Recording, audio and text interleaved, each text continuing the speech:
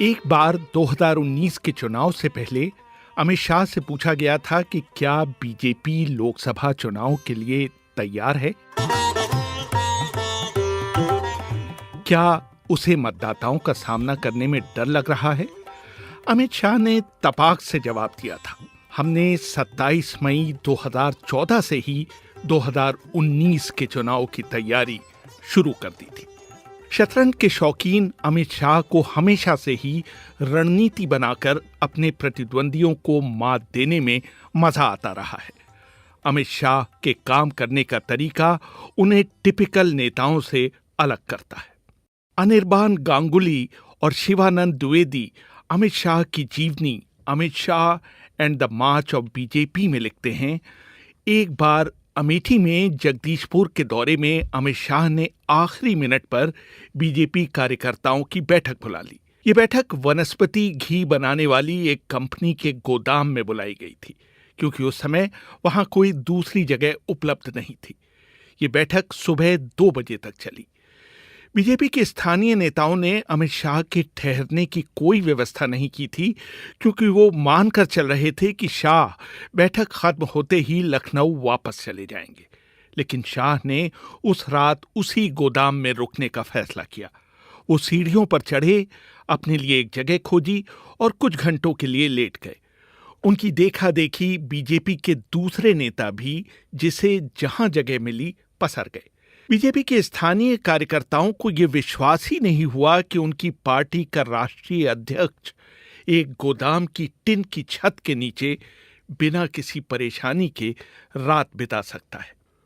2019 का चुनाव जीतते ही जिस अंदाज में पार्टी मुख्यालय में अमित शाह ने नरेंद्र मोदी का स्वागत किया, उससे ही अंदाजा हो गया था कि अब वो मोदी के शिष्य के दर्जे से ऊपर उठकर उनके जनरल की श्रेणी में आ चुके हैं।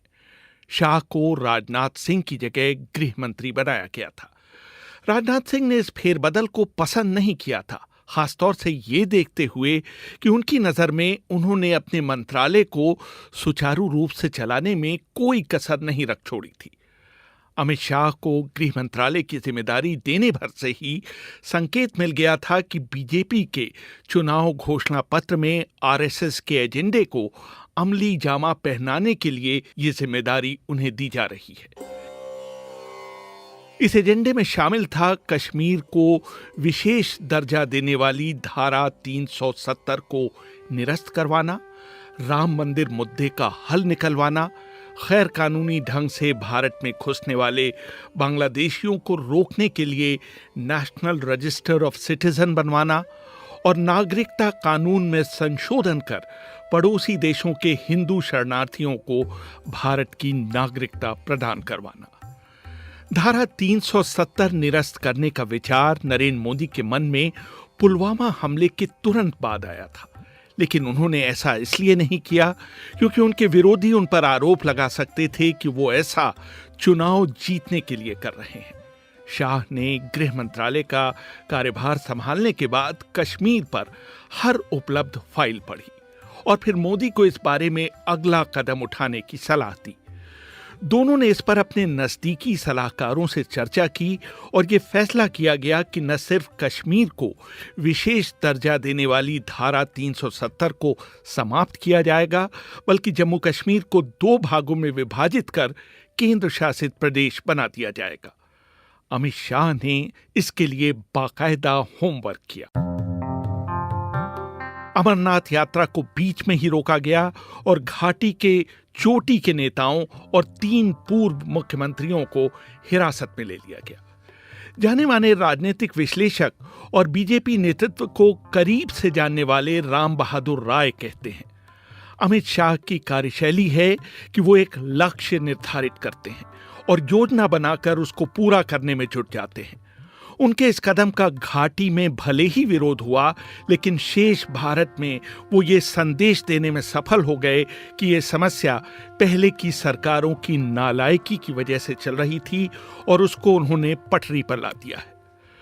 कश्मीर में ही अमित शाह ने एक और बड़ा कदम उठाया, जिसकी तरफ लोगों का ध्यान अभी नहीं गया है। वो है कश्मीर की पंचायतों का सशक्तिकरण करना। अमित शाह ने गृह मंत्री बनने के बाद जम्मू कश्मीर के पंचायत कानूनों को बदलवाया और अब जम्मू कश्मीर संभवतः भारत का पहला राज्य बन गया है जिसके पास 19 में से 23 विषयों पर काम करने के लिए फंड और कर्मचारी हैं। पंचायत को अपने फैसले करने का पूरा अधिकार है और इसके लिए उसे किसी कलेक्टर या कमिश्नर की मंजूरी नहीं लेनी होती है। नतीजा यह हुआ है कि वहां पंचायतें अपने निर्णय से काम कर रही हैं और राजनेताओं की भूमिका संकुचित हो गई है। लेकिन अमित शाह का असली इम्तिहान तब होगा जब वो जम्मू कश्मीर के पुनर्गठन की प्रक्रिया को, जो कि अभी जारी है, किस तरह का रूप देने में सफल होते हैं। शाह का दूसरा बड़ा कदम था नागरिकता संशोधन एक्ट को लागू करना। देश के अधिकतर हिस्सों में इसका इस आधार पर विरोध हुआ कि इसमें सिर्फ पड़ोसी देशों के हिंदुओं को नागरिकता देने की बात कही गई थी। पूरे देश में मचे हाहाकार के बाद शाह का जवाब था कि इससे मुसलमानों को परेशान होने की जरूरत नहीं है, क्योंकि इस विधेयक का उद्देश्य नागरिकता लेना नहीं बल्कि नागरिकता देना है। समाचार पत्रिका इंडिया टुडे के संपादक राज चेंगप्पा लिखते हैं कि इस बिल को पास कराने से पहले गृह मंत्री अमित शाह ने न तो लोगों, खासकर अल्पसंख्यकों को विश्वास में लिया और न ही इसके लिए उनको तैयार किया, जैसा कि अयोध्या मामले में उन्होंने किया। राम बहादुर राय कहते हैं कि अव्वल तो इस बिल के बारे में लोगों को जागरूक नहीं किया गया और दूसरे, बिना किसी संप्रदाय का उल्लेख किए हुए भी ये बिल लाया जा सकता था। ये उसी तरह से काम करता जिस तरह से आप चाहते थे। इससे बिना वजह लोगों को नरेंद्र मोदी सरकार के खिलाफ एक मुद्दा मिल गया। अमित शाह से एक जगह चूक उस समय भी हुई जब उन्होंने अपने एक भाषण में CAA को NRC से जोड़ दिया और प्रधानमंत्री को रामलीला मैदान में सभा करके ये सफाई देनी पड़ी कि NRC पर तो कैबिनेट में विचार ही नहीं हुआ। कायदे से देखा जाए तो नेहरू और पटेल भी CAA की मूल भावना के खिलाफ नहीं थे, लेकिन ये बात लोगों को बताई जानी चाहिए थी। अमित शाह के गृह मंत्रालय को कोविड-19 से जूझने के लिए मुख्य एजेंसी बनाया गया था। सूत्र बताते हैं कि इस पूरे संकट के दौरान वो हर रोज सुबह 8 बजे नॉर्थ ब्लॉक के अपने दफ्तर पहुंच जाते हैं और आधी रात के बाद तक वहां रहकर अपने मंत्रालय की ओर से जारी किए गए निर्देशों और काम पर पूरी नजर रखते हैं। केंद्र और राज्यों के बीच सुचारू समन्वय को भी सुनिश्चित करते हैं। जब तक वो सारी फाइलें निपटा नहीं देते, घर के लिए वापस नहीं जाते। लेकिन प्रवासी मजदूरों को उनके घर तक पहुंचाने के लिए जिस योजनाबद्ध कार्यकुशलता की जरूरत थी, उसमें अमित शाह खरे नहीं उतरे हैं। भारत के बंटवारे के समय इस तरह का दृश्य देखने को मिला था जब 1 से 1.5 करोड़ लोग एक देश से दूसरे देश की तरफ पैदल गए थे। जाने माने इतिहासकार रामचंद्र गुहा इस पूरी अव्यवस्था और अफरा तफरी के लिए अमित शाह को जिम्मेदार ठहरा रहे हैं। गुहा ने तो यहां तक कहा है कि अगर इस समस्या को हल करना है तो इस पूरे काम को गृह मंत्रालय से ले लिया जाना चाहिए। नरेंद्र मोदी और अमित शाह की कई हलकों में आलोचना हुई है कि 4 घंटे के नोटिस पर पूरे भारत में लॉकडाउन लागू करने से पहले थोड़ी तैयारी जरूर की जानी चाहिए थी। इसके जवाब में अमित शाह कैंप का कहना है कि अगर तैयारी करने का समय दिया जाता तो इस दौरान ही लाखों लोग कोरोना से संक्रमित हो जाते। भारत के लोग इसकी विभीषिका तभी समझते जब उन्हें एक शॉक ट्रीटमेंट के तहत समझाया जाता कि मामला कितना गंभीर है। राम बहादुर राय कहते हैं, ये जो अचानक फैसला हुआ ये बिल्कुल ठीक था, क्योंकि आप लोगों को सदमा देकर ही मनोवैज्ञानिक रूप से तैयार कर सकते हैं। लेकिन इसके बाद राज्यों से समन्वय स्थापित करने और इसके लिए उन्हें तैयार करने में जरूर चूक हुई है। मजदूरों को उनके हाल पर छोड़ दिया गया और कई राज्य सरकारों की तो कोशिश रही है कि ये मजदूर उनके राज्य से बाहर चले जाएं।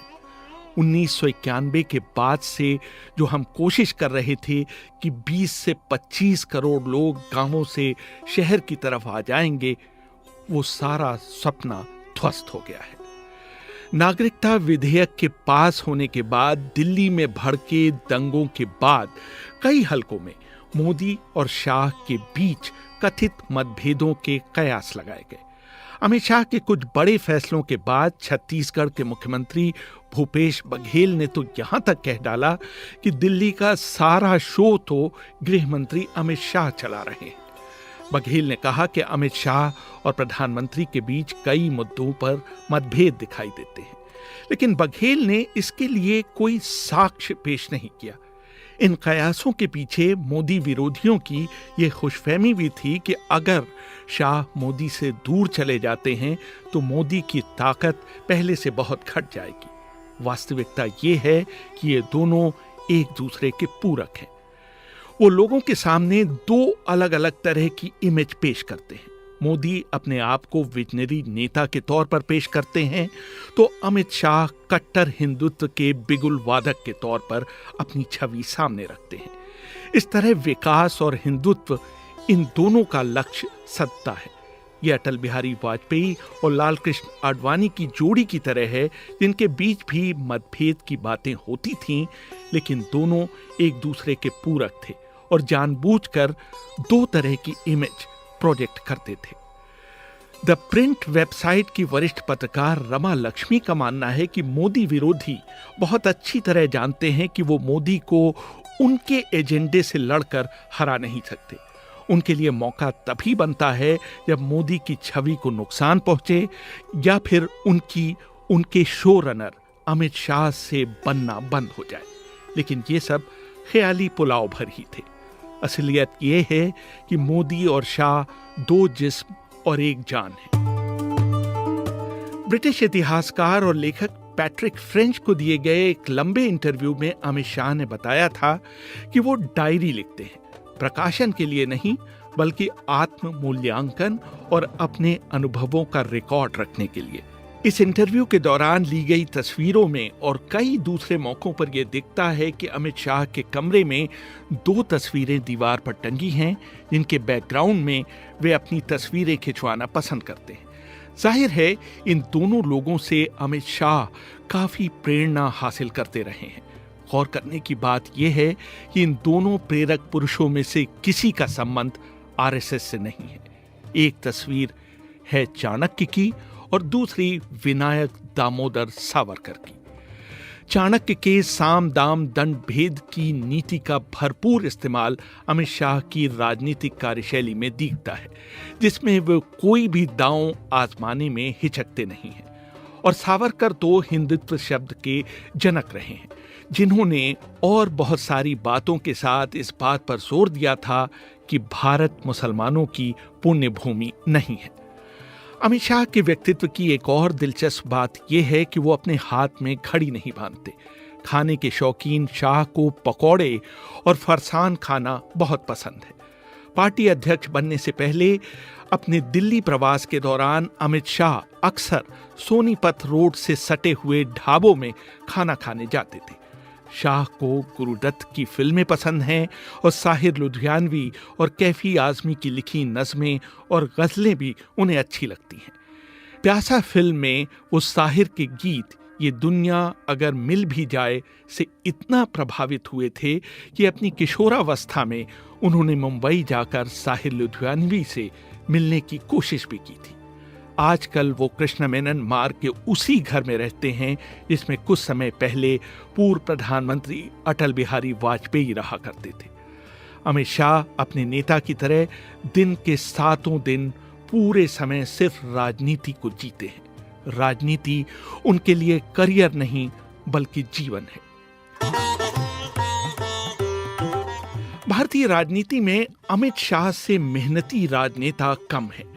मशहूर पत्रकार राजदीप सरदेसाई अपनी किताब 2019 हाउ मोदी वन इंडिया में एक किस्सा बताते हैं। एक बार मैं सुबह 6:40 की फ्लाइट से लखनऊ जा रहा था। सुबह जल्दी उठ जाने के कारण मेरी आंखें लाल थीं और मेरे बाल बिखरे हुए थे। तभी जहाज में कड़क सफेद कुर्ता पाजामा पहने हुए अमित शाह ने प्रवेश किया।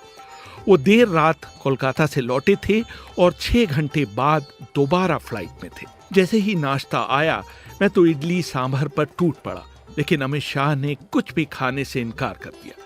उन्होंने एयर होस्टेस से सिर्फ पानी देने के लिए कहा, क्योंकि उस दिन उनका व्रत था। संयोग से हम दोनों एक ही होटल में रुके हुए थे। राजदीप याद करते हैं, करीब 11 बजे मुझे होटल के कॉरिडोर में कुछ हलचल सुनाई दी। शाह अपना भाषण समाप्त करने के बाद अपने सुरक्षा कर्मियों के साथ अपने कमरे पहुंच चुके थे। उनकी पार्टी के नेताओं ने उनसे मिलने के लिए एक लाइन लगाई हुई थी। ये बैठकें आधी रात के काफी देर बाद तक चली। अगली सुबह मैं 7 बजे सोकर उठा। मैंने सोचा क्यों न अमित शाह के कमरे में जाकर उनसे बात की जाए। जब मैं उनके कमरे में पहुंचा तो पता चला कि अमित शाह तो सुबह बहुत तड़के ही दिल्ली के लिए रवाना हो चुके हैं। तभी मुझे अंदाजा हो गया कि देश के दूसरे सबसे ताकतवर शख्स के लिए इस तरह का जीवन जीना रोजमर्रा की बात है। पार्टी प्रमुख के तौर पर बहुत पहले से ही अमित शाह को मोदी के बाद दूसरे सबसे बड़े नेता के तौर पर देखा जाता रहा है। मोदी सरकार के दूसरे संस्करण में सिर्फ 1 साल के अंदर अमित शाह ने सरकार पर भी अपनी पकड़ बना ली है। एक जमाने में जिस सरकार को मोदी सरकार कहा जाता था, अब उसे मोदी शाह सरकार के तौर पर देखा जाता है। संडे गार्डियन के संपादक पंकज वोहरा लिखते हैं, अमित शाह ने साफ दिखाया है कि वो एक साधारण राजनेता नहीं है। वो किसी भी विषय पर बहस करने से पहले अपना होमवर्क करते हैं और अपनी पार्टी का एजेंडा बढ़ाने में शब्दों की कोताही नहीं करते। नागरिकता विधेयक पर हुई बहस में वो सभी सांसदों पर भारी पड़े। दरअसल बहुत लंबे अरसे से भारतीय संसद ने सरकार की नीतियों का इतना बेहतरीन बचाव करते हुए किसी भी कैबिनेट मंत्री को नहीं देखा है। पिछले 3 दशक में सिर्फ 2 ही नेता ऐसे हुए हैं जो बिना नोट देके और बिना किसी की मदद लिए किसी भी विषय पर संसद में बोल सकते हो। एक चंद्रशेखर और दूसरे लाल कृष्ण आडवाणी। अमित शाह उसी श्रेणी में आते हैं। बीजेपी में उनके प्रशंसक कहते हैं कि शाह रियल पॉलिटिक्स में यकीन करने वाले राजनेता हैं। उनके जीवनीकार अनिर्बान गांगुली और शिवानंद द्विवेदी एक किस्सा सुनाते हैं। एक बार वो अपने गढ़ नारायणपुरा से विधानसभा का चुनाव लड़ रहे थे। उनकी जीत लगभग पक्की मानी जा रही थी, लेकिन तब भी चुनाव प्रचार के दौरान अमित शाह ने अपने समर्थकों से अपने कांग्रेस के प्रतिद्वंदी जीतू भाई पटेल के 500 पोस्टर लगवाने के लिए कहा। जब उनके समर्थकों ने इसका कारण पूछा तो उनका जवाब था कि हमारे प्रतिद्वंदी ने हार मान ली है। हम ये पोस्टर इसलिए लगा रहे हैं कि हमारे वोटरों को लगे कि मुकाबला कड़ा है और वो मतदान के दिन भारी संख्या में मतदान करने पहुंचे। अगर उन्हें लगने लगेगा कि मेरी जीत पक्की है तो वो घर में ही बैठे रहेंगे। इस चुनाव में अमित शाह की 63,000 वोटों से जीत हुई। कुछ हलकों में उन्हें मोदी के उत्तराधिकारी के तौर पर भी देखा जा रहा है। दिलचस्प बात यह है कि स्वयं मोदी भी इस धारणा को बनाए रखना चाहते हैं। जिस दिन लोकसभा में नागरिकता संशोधन बिल पास हुआ, उस दिन लोकसभा में प्रधानमंत्री की कुर्सी खाली थी।